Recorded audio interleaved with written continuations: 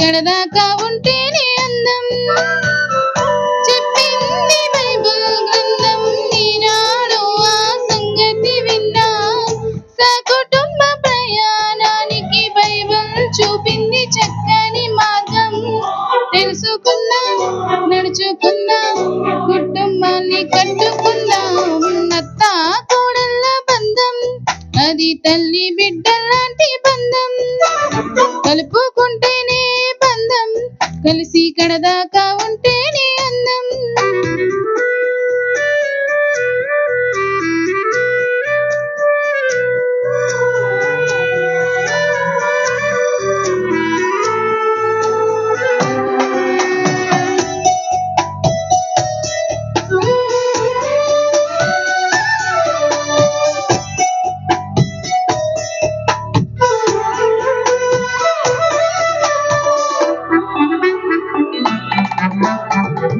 కన్న ఇంటి గడప దాటి నీ ఇంటి గడప తొక్కి, కన్నులని తోబుట్టువుల్ని విడిచి నిన్ను చేరింది దీపం.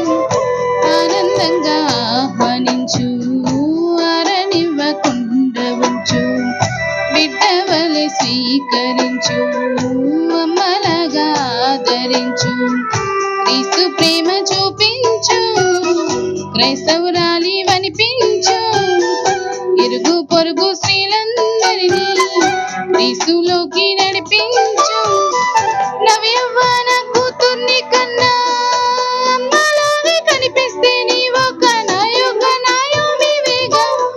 ఆ దేవుని దీవెన నొందెదవుగా. అత్త కోడళ్ళ బంధం అది తల్లి బిడ్డలాంటి బంధం. కలుపుకుంటేనే బంధం, కలిసి కడదాకా ఉంటేనే అందం.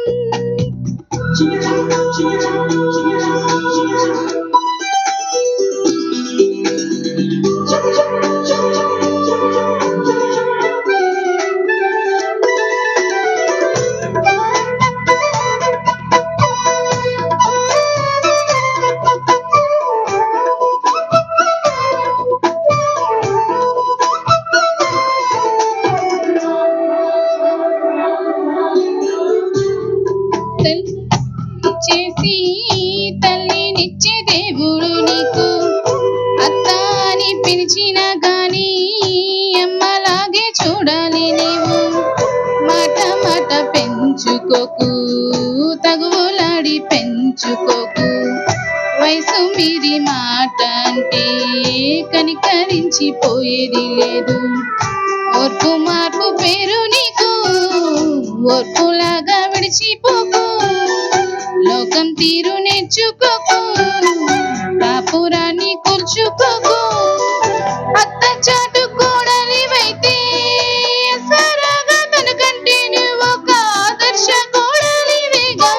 నాటి ఋతుకి ఏమాత్రం తీసిపోవుగా. అత్త కోడళ్ళ బంధం అది తల్లి బిడ్డలాంటి బంధం.